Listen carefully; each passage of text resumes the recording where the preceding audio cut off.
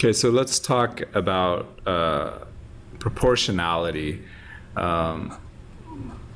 Proportionality. I talked about this in class, but let's just start again from a basic math perspective. If y is proportional to x, then what that means is that we can rewrite it as an equation, y equals kx. And this right here, this is the constant of proportionality. Okay, so the idea is, in real situations, we can figure out, like, what do we multiply this other stuff by, and how does that change this?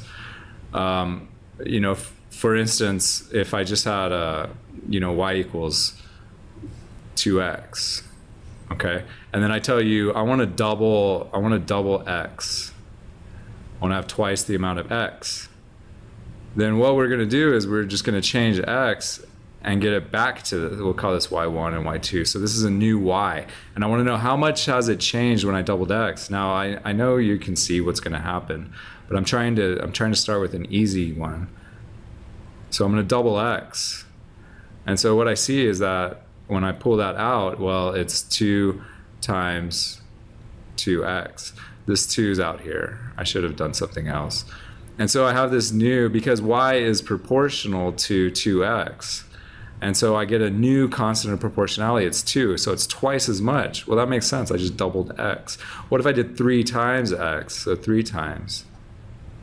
It's not 6 times. So watch, y3 would be 2 times 3 times x. And so I get y3 is going to be 3 times the original amount. And remember, this right here is y1. So y3 is now 3 times y1. So the basic idea is that we want to see some new value in terms of some value we know. Like here we know that y is 2x. So we want to know, well, how's it going to change? Now this was a simple case. In real life, it gets more complicated. So we can do this with any kind of proportional relationship. Kinetic energy. So kinetic energy is 1/2 mv squared. So suppose that I have an object, and what this says is that it's in motion. So it has some velocity. And so the kinetic energy of this thing, if it has mass m, would be this. It would be Ke is 1/2 mv squared.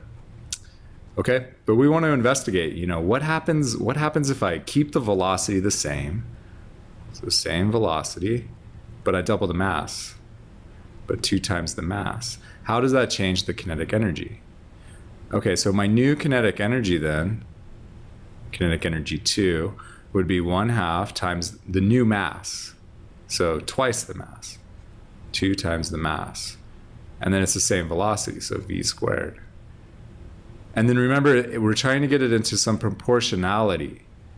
So I need some number here, and it's whatever's in here. So 2 times 1/2. And I don't simplify. And I don't simplify because of this. This right here, this 1/2 mv squared is my original kinetic energy. So I can say that the kinetic energy afterwards is 2 times the original kinetic energy. So I double the mass and I end up with, if I have the same velocity, I ended up with twice the kinetic energy. This is a proportional relationship.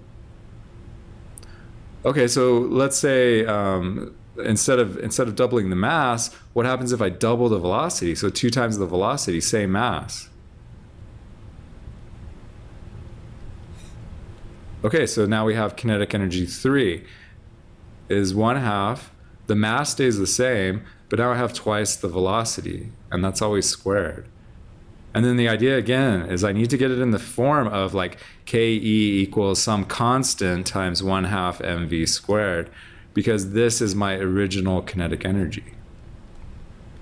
Okay, so we get 2 squared, so I pull that out. And so my kinetic energy in this case would be 4 times 1/2 mv squared. Notice I don't simplify anything. I'm not multiplying this out.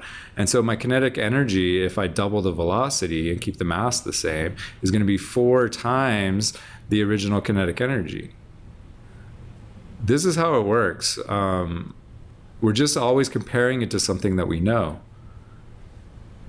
So for recent studies, what we've been doing is like the gravitational force, or whatever. Okay, gravitational force. Let's do that.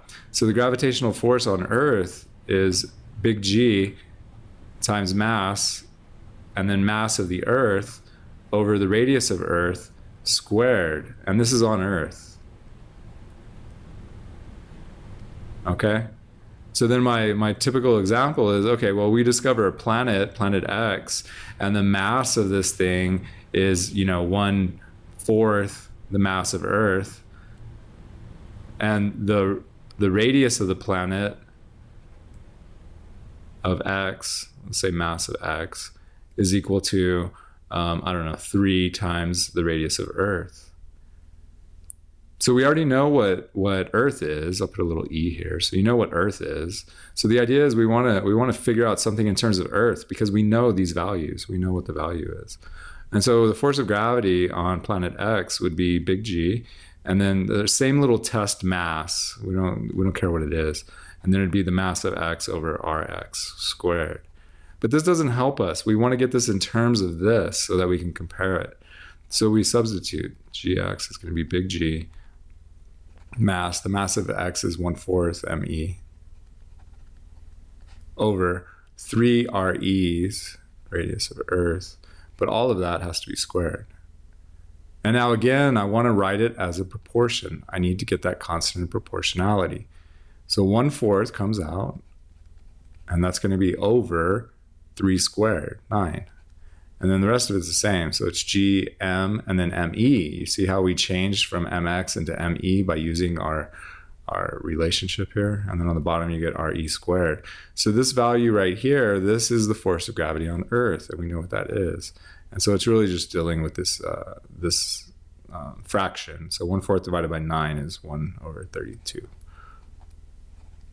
And then we get the force of gravity. I'm sorry, this is the force of gravity on X. And this would be the force of gravity on Earth. So this new planet has a force of gravity that's only 1/32 of the force of gravity on Earth. So now we can do, we could figure out whatever else. We could figure out G on this new planet. Because remember, mg is big G, mass of Earth over RE squared. So the masses cancel. So G on Earth, which is 9.8, is just G, mass of Earth, radius of Earth squared. So what you can see is that the acceleration as well. So the force is 1/32, but if I did the same thing over here, I'd also get 1/32 of G. That would be the acceleration on the planet. Now, how you go about this, I mean, it depends on what they tell you. If you have, okay, let's do some orbits. So you have Earth, you have a satellite here orbiting, and it's a certain distance, r, from the planet. And then what if we took it out, 10 r? So 10 times r. How is the acceleration going to change? How's the velocity going to change? How much slower is it? So the first thing is figure out this. And then we want to figure out how much does it change and compare it back to this original one. So let's do this. This is 1. Let's call this 2. So here we know that the force of gravity is the only thing acting on it. So the force of gravity is equal to the mass times the centripetal acceleration. Again, we're looking for velocity, how the velocity changes. This over here would be G, the mass of the satellite, the mass of Earth, over the r to the orbit, not Earth, squared. And that's equal to the mass of the satellite times v squared over r of the orbit. Yeah? I'm just using whatever they give me, and I want velocity, and I know like distance and stuff. Well, the mass of the satellite cancels off. This one cancels one of these. So what I can see is that G, mass of Earth over r naught, is equal to v squared. So to get rid of the square, we take the square root on the other side. So that's the velocity here. So the velocity for 1 is going to be the square root of gme over r of the orbit. And the r of the orbit here is just this big R. So we could even change that. So root big G me over big R. That's the velocity for 1. So now we say, okay, well, let's do 10 times the radius and see what happens to the velocity. Yeah? So now I don't have to go through this whole thing because I already have an equation for the velocity. So the velocity for 2 would be the root of g me over 10r. But this doesn't look like this, and that's what we need to do. We need to make it look like this. That way I know how much it changes v1. So v2 is going to be, this is now, it's algebra, and I think this is where you guys are just tripping up.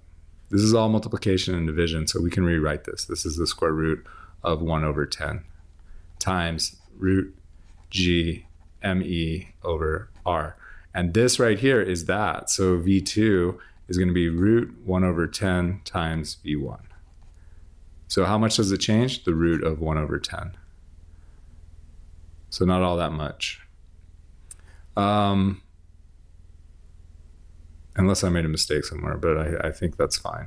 I don't even know what the square root of 1 over 10 is. So the velocity is not going to change that much. We went 10 times the radius. Yeah, that seems right. It's not much change. This seems like a lot, but it's not. 7,000 kilometers per hour, way until you're way out there at like 200,000 or whatever it is. But anyway, there's really no set way of solving these things. You kind of want to know what are you going to compare. And so then when you set up your equation, you need to make sure that whatever you want to compare is in the equation. Like in this case, I wanted to do velocity. We could do acceleration. How does the acceleration change? So let me switch colors.